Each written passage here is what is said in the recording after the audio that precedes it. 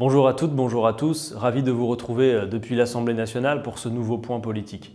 Nouveau point politique que j'ouvre cette semaine en vous faisant part de mon inquiétude pour le pays, qui a été mené depuis maintenant plus de 18 semaines à l'impasse par Emmanuel Macron et son gouvernement, qui, plutôt que de répondre d'entrée de jeu à la contestation populaire légitime et nécessaire qui avait lieu contre la vie chère, a choisi la stratégie du pourrissement. Tant et si bien que nous en sommes rendus à cette situation où le grand débat national qu'a voulu Emmanuel Macron est un échec, compte tenu du nombre de participants, à peu près 160 000 contributeurs sur la plateforme. Bien évidemment, chaque contributeur pouvant faire de multiples contributions, ils peuvent toujours jouer le violon de la propagande sur le thème 1 million de contributions, c'est énorme. La vérité, c'est que ce grand débat est un flop, un échec. Peu de gens y ont participé et même parmi les tirés au sort pour participer aux réunions locales qui se tiennent, à peu près 9 sur 10 d'entre eux répondent qu'ils ne veulent pas y participer. Le gouvernement ferait bien de s'interroger sur pourquoi ce grand débat est un échec, plutôt que de faire semblant et de dire que c'est un succès. C'est un échec parce qu'Emmanuel Macron refuse que ce grand débat ait véritablement prise sur la trajectoire politique qui est la sienne. Et par conséquent, quand vous dites aux gens parler, mais de toute façon à la fin c'est quand même moi et moi seul qui choisirai, les gens n'ont pas envie de discuter. Surtout que les sujets qui ont été mis en circulation, les revendications qui étaient présentes avant le grand débat, sont toujours présentes sur la table après le grand débat. On l'a dit déjà, depuis plusieurs mois, le gouvernement essaye de faire diversion. Et je veux parler à cet instant de la réponse exclusivement sécuritaire qui est la sienne face au mouvement des Gilets jaunes et en particulier face aux incidents que nous avons eu à connaître à Paris ce week-end. Je précise d'ailleurs que le week-end dernier, en plus des Gilets jaunes mobilisés à Paris, il y avait des Gilets jaunes mobilisés partout à travers le pays. Et de cela, on aura peu parlé, alors que pour autant, ils étaient mobilisés venant accompagner les fameuses marches pour le climat qui se sont tenues vendredi et samedi. Dans le plus grand calme, de manière particulièrement enthousiasmante, la convergence s'est opérée pour dire que fin du monde, fin du mois, même responsable, même combat. C'était le mot d'ordre de ce week-end. Mais évidemment, il y a eu les incidents à Paris. Première chose que l'on doit dire et répéter, c'est que je suis opposé aux stratégies de violence. Pas sur un terrain moral, d'abord sur une question stratégique, pour le mouvement, pour ses revendications. Je considère que quand il y a de la casse, comme ça s'est produit sur les Champs-Élysées ce week-end, eh bien ça invisibilise les revendications et le fond. Et que c'est précisément le fond qui gêne le plus le gouvernement, pas la casse. Parce que la casse permet ensuite de focaliser là-dessus, d'assigner tout le mouvement dans son ensemble à la violence et de faire en sorte de tenter d'éroder le soutien de la population et des Françaises et des Français au mouvement des Gilets jaunes, alors que vous savez que ce soutien est toujours majoritaire et que par ailleurs, avec ou sans Gilets jaunes, avec ou sans manifestation, avec ou sans violence, les Français sont toujours aujourd'hui une majorité stricte, nette, à être en accord avec les problèmes que les Gilets jaunes ont soulevés et avec la plupart des revendications qu'ils ont posées sur la table. On devrait rappeler que la réponse pour que revienne l'ordre public, c'est qu'il y ait la justice sociale. Il n'y a pas d'ordre public possible sans justice sociale. Par conséquent, Édouard Philippe, lorsqu'il dit qu'il va faire des propositions à Emmanuel Macron, comme c'est le cas il y a quelques jours, pour mettre fin aux violences, la première des réponses ne doit pas être sécuritaire, elle doit être politique. Sans doute que pour mettre fin aux incidents que nous avons connus, il faudrait considérer ces revendications qui sont celles des manifestants et qui sont celles des Français qui les soutiennent, qu'ils soient ou non manifestants. Et après, si effectivement il y a des casseurs, identifiés clairement, comme l'a déjà dit M. Castaner, eh bien pourquoi n'aurait-on pas les moyens de les empêcher de nuire, si vraiment ils sont quelques-uns, quelques centaines, identifiés, comme le dit le ministre de l'Intérieur. Plutôt que cela, on voit surtout que Christophe Castaner n'assume absolument pas la situation qui est devant lui. En réalité, depuis plusieurs semaines, ce mouvement est durement réprimé. Même s'il y a eu des violences qui ne représentent pas l'ensemble du mouvement, on a surtout vu également de nombreux blessés côté manifestants, notamment avec l'usage de certaines armes qui sont qualifiées comme étant des armes de guerre contre des civils, avec les fameux lanceurs de balles de défense ou les grenades GLIF 4 qui ont été mises en cause. Il faut quand même le rappeler, le Conseil de l'Europe a pointé du doigt la France pour l'usage de ces armes contre des civils. L'ONU a fait de même. Et Christophe Castaner, lui, regarde ailleurs, comme s'il n'y avait pas de problème. Si, il y a ce problème-là. Et d'ailleurs, il faut arrêter les injonctions à géométrie variable concernant la violence. Il faut analyser la situation froidement. M. Castaner n'assume pas la situation. Et suite aux incidents de ce week-end, il a préféré faire sauter des fusibles au sein de la hiérarchie policière. Ça n'est absolument pas à la hauteur d'un responsable politique et d'un homme d'État comme il devrait être en tant que ministre de l'Intérieur. Parce qu'en République, la responsabilité est politique. Ce ne sont pas les différentes strates de la hiérarchie policière qui ont à assumer la responsabilité du maintien de l'ordre, qui est d'abord celle du ministre de l'Intérieur qui donne les consignes. Et donc, en responsable et en homme d'État, la raison aurait dû dicter à Christophe Castaner de remettre sa démission au président de la République. Oui, je le dis avec mes collègues de la France Insoumise, Christophe Castaner est responsable de cette situation et incapable de maintenir l'ordre de manière convenable, alors que partout en Europe, on sait maintenir l'ordre sans l'usage de la force comme ça a été fait, et donc il doit s'en aller, il doit démissionner. Je m'inquiète de voir que la réponse du gouvernement ne se fait que sous le pli sécuritaire. Si l'on considère qu'il n'y a pas d'ordre public possible sans justice sociale, la première des réponses devrait être politique. Or, vous avez vu la surenchère d'Édouard Philippe, qui plutôt que d'annoncer des mesures sociales, a annoncé une surenchère absolument incroyable. Désormais, dès lors qu'un manifestant violent affichera son intention d'aller manifester, l'ensemble des participants à la manifestation, même s'ils sont pacifiques, seront mis en cause comme pouvant être considérés comme des complices. Vous imaginez ce que ça veut dire? Ça veut dire qu'on met en cause les fondements du droit à manifester. Parce qu'il y a chaque semaine des gens qui veulent manifester pacifiquement, qui n'ont rien à voir avec les violences, qui n'ont pas envie d'être mêlés à la violence et qui pourtant vont être maintenant retenus comme étant mis dans le même sac. Ça n'est pas possible.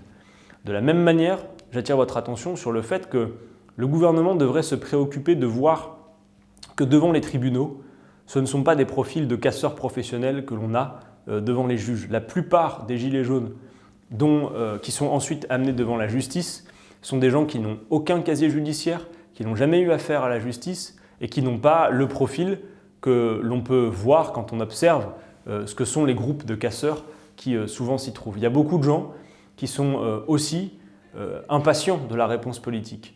Et quand vous entendez de plus en plus la petite musique qu'on entend, selon laquelle finalement beaucoup de gens qui sont à l'origine des manifestants pacifiques finissent par penser que la violence est la solution pour se faire entendre, alors nous devons dire que cette situation est grave et que le gouvernement en est responsable.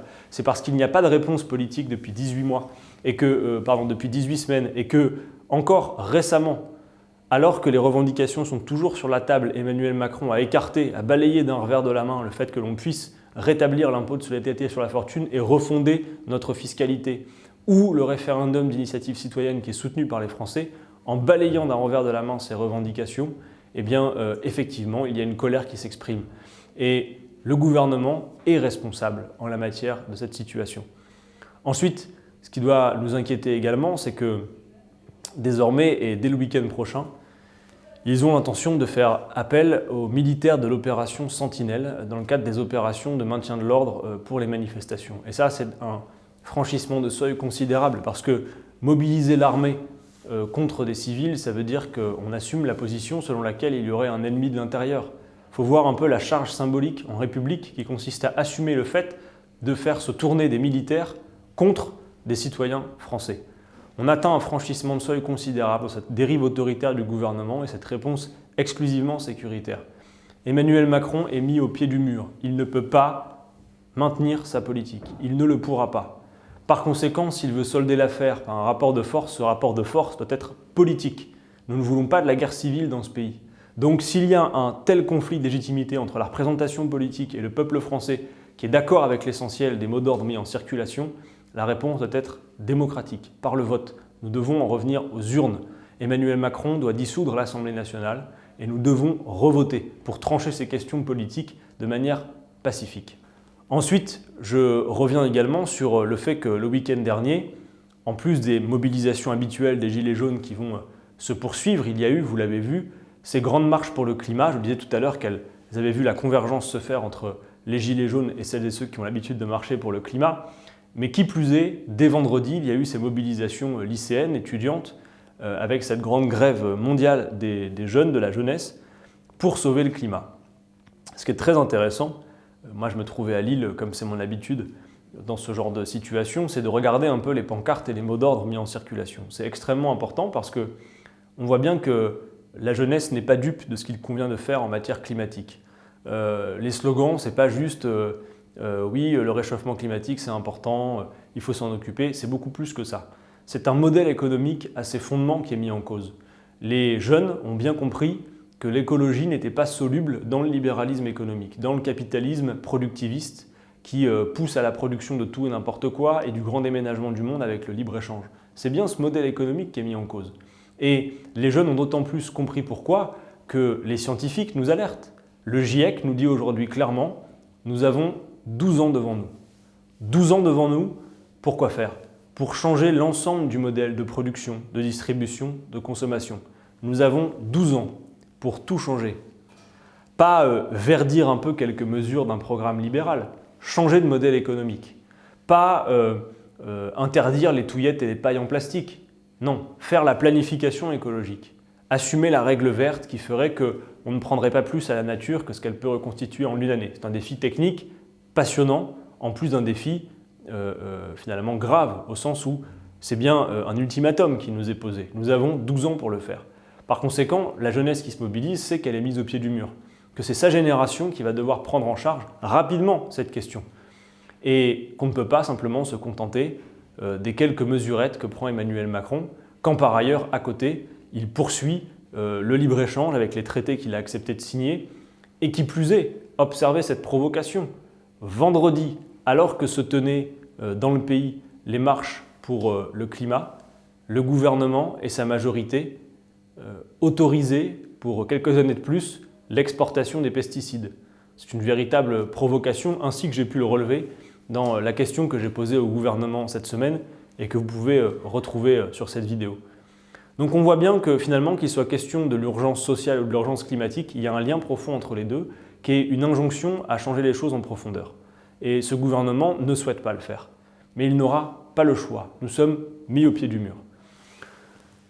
Également, cette question climatique est très importante dans le cadre du débat qui nous occupe pour les élections européennes, parce que vous avez à peu près toutes les formations politiques aujourd'hui qui parlent d'écologie et qui considèrent que le climat est central. Mais toutes ne proposent pas la même chose.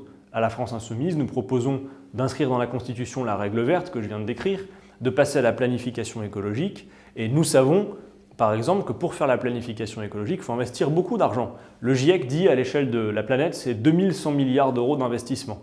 Si on décline ça ici en France, on peut estimer que c'est 170 milliards d'euros qu'il faudra investir. Cet argent ne peut pas être investi dans le cadre de traités européens qui nous obligent à respecter la règle absurde des 3% de déficit. Donc on ne peut pas régler le problème que l'on doit régler en 12 années, au plus tard, dans le cadre des traités européens. C'est important de le dire.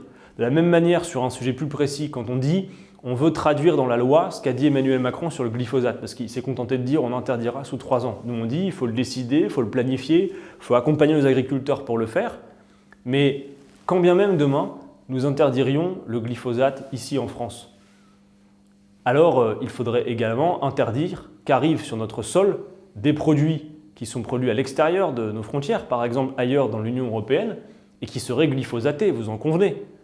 Sauf que les traités européens, en vertu de la liberté de la concurrence, empêcheraient de le faire. Donc on peut interdire le glyphosate à l'échelle nationale, mais on serait obligé quand même de bouffer du glyphosate avec l'arrivée de produits glyphosatés chez nous. C'est un problème.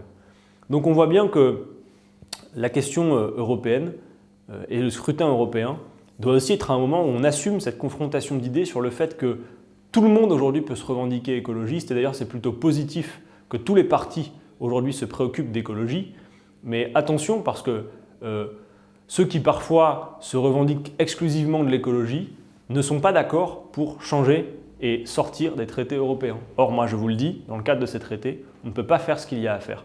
C'est l'heure des conséquents, des audacieux en matière climatique, puisqu'on ne peut pas attendre que les petits pas se fassent, que les petits ruisseaux fassent les grandes rivières. Il faut décider politiquement ce changement. Donc cette question est à la fois passionnante, bien qu'elle soit préoccupante, parce que vous aurez compris que maintenant, en plus de tout ce qu'il y a à faire, il n'y a plus tout le temps pour le faire. Et ça, c'est quelque chose qui doit nous occuper. C'est qu'à mesure que les semaines, les mois passent, eh bien, ce temps s'accélère. Et si on dépasse cette frontière temporelle, eh bien, on sait que derrière, c'est finalement la pérennité de la vie humaine sur Terre qui est mise en cause. Enfin, ça doit quand même nous occuper maintenant de voir que dans ce pays, comme ailleurs, l'air que l'on respire tue. Oui, l'air que l'on respire tue. Respirer aujourd'hui, ça tue. Ça tue 67 000 morts de façon prématurée chaque année en France. De la même manière, manger empoisonne. C'est quelque chose qui doit véritablement nous occuper, qui préoccupe tout le monde, qui préoccupe la jeunesse de ce pays, qui ne demande pas au gouvernement de prendre quelques mesures, mais de tout changer en profondeur. Et c'est une véritable opportunité. Ce gouvernement devrait le voir plutôt que de continuer la duplicité généralisée d'Emmanuel Macron en matière climatique. Dernier point dont je vous parle rapidement cette semaine, vous avez vu qu'ils sont quand même gonflés parce qu'à l'issue d'un grand débat qui réclame plus de justice sociale, de justice fiscale, de répartition de l'effort entre tous, les quelques pistes qu'ils ont bien voulu concéder font quand même peur à voir. Si on observe la sortie de certains ministres, ça a été tout de même de dire eh bien on va rajouter un jour de travail pour financer la dépendance.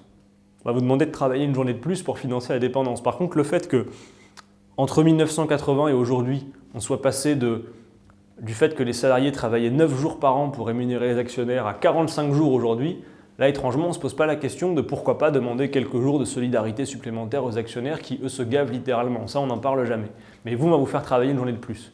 De la même manière, on a vu Agnès Buzyn lancer un ballon d'essai sur le fait de dire « Ah oui, mais bon, comme on vit toujours plus longtemps, il va quand même bien falloir se préoccuper, pourquoi pas, de travailler un peu plus longtemps tout de même pour que notre système de retraite soit viable. » Je vous mets en garde, la question des retraites va être centrale dans les prochaines semaines. Et notez qu'elle devait être, c'était le souhait d'Emmanuel Macron initialement, une question centrale avant l'échéance des élections européennes. Et puis finalement, comme ils ont pris peur, en voyant que les élections européennes allaient être un grand moment démocratique de mobilisation, sans doute peut-être aussi pour sanctionner la politique d'Emmanuel Macron, ils ont repoussé l'affaire à plus tard. Donc vous êtes avertis, si Macron sort vainqueur ou dans le beau drap de l'élection européenne, si jamais il peut en tirer les bénéfices, vous savez ce qu'il prépare juste derrière. Si Macron gagne le 26 mai, si vous votez pour Emmanuel Macron, vous mangerez bon ensuite sur vos retraites. Parce que ce qu'il s'apprête à faire, c'est véritablement de liquider le système de retraite actuel, bien sûr sans le dire. Toujours en disant que le but est d'harmoniser, de rendre plus lisible. La vérité, c'est qu'avec le système de retraite par points qu'Emmanuel Macron veut mettre en place, tout le monde partira de la même ligne de départ, cumulera des points tout au long de sa carrière, points qu'il faudra ensuite convertir avec un coefficient de conversion pour savoir combien vous avez droit en fin de carrière. Monsieur Delevoye, le haut-commissaire chargé de la question, va vous dire l'âge légal de départ à la retraite, on n'y touche pas. Oui, c'est sûr. Dans le texte, ils n'y toucheront pas. Mais la vérité, c'est que si à l'issue de votre carrière, vous transformez vos points en pension et que vous voyez que votre pension est ridicule, vous n'aurez pas d'autre choix que de continuer à travailler. Donc, peu importe l'âge légal de départ, si votre retraite est une retraite de misère, vous y réfléchirez sans doute à 2 fois et beaucoup d'entre vous, beaucoup d'entre nous continueront alors à travailler. De la même manière, quand on vous dit que ce sera égalitaire parce que le coefficient sera fonction et la valeur du point sera fonction de l'espérance de vie de la génération en cours, ces belles personnes devraient se préoccuper de savoir qu'au sein d'une même génération, l'espérance de vie n'est pas exactement la même selon que vous soyez cadre ou ouvrier. Par exemple, aujourd'hui en France, entre un cadre et un ouvrier, on estime que l'écart d'espérance de vie est de 13 années entre les deux. Donc ça n'est pas égalitaire que de tout mettre sur le même pied en matière de système de retraite. Et que parfois, le fait qu'un système soit complexe ne doit pas nous effrayer par nature. Si la complexité, si les règles différentes se justifient par des critères précis, pourquoi simplifier pour simplifier? La vérité, c'est qu'avec Emmanuel Macron, souvent, simplifier, c'est harmoniser par le bas, c'est rendre la vie des gens plus difficile, c'est accroître les difficultés du quotidien. Voilà la vérité. Donc tenez-vous prêts sur cette affaire. Et s'il y a un problème de financement des retraites, eh bien, il y a quelques solutions simples. Notez que, puisque les retraites sont notamment financées avec le système des cotisations, si on augmentait de 1% les salaires, ça ferait 2,5 milliards de plus de cotisations. Si on crée 100 000 emplois, et sachez qu'avec par exemple la planification écologique, c'est beaucoup d'emplois parce qu'il y a beaucoup besoin de main-d'œuvre pour faire cette planification écologique, cette transition, 100 000 emplois créés, c'est 1,3 milliard de plus de cotisations. Donc si on relance la machine, si on partage les richesses, que la consommation redémarre, que l'activité se crée, on n'a aucune difficulté à pouvoir financer le système de retraite. Et à la France Insoumise, nous défendons le fait qu'on puisse prendre une retraite à 60 ans à taux plein pour ensuite passer à autre chose. Et les retraités ont d'autres formes d'activité, font du bénévolat, sont engagés, aident les leurs souvent, c'est ce qui se passe. Donc voilà, parce que leur système de retraite par points, ça va être le travail sans fin et c'est bien le risque. Voilà ce que je voulais vous dire cette semaine. L'actualité est extrêmement dense. Suivez ça de près. Si nos petits points politiques vous conviennent, vous sont utiles et que vous voulez nous encourager à continuer, eh bien mettez les petits pouces bleus pour nous aider en bas de l'image. Et puis surtout, si ce n'est pas déjà fait, n'oubliez pas, avant de repartir, de vous abonner à cette chaîne. C'est gratuit et au moins, vous serez informé de la suite. Et puis ça crée le lien entre nous qui est régulier. En tout cas, nous essayons de faire en sorte qu'il le soit. Voilà, très bonne semaine à toutes et tous et je vous retrouve la semaine prochaine pour un nouveau point politique.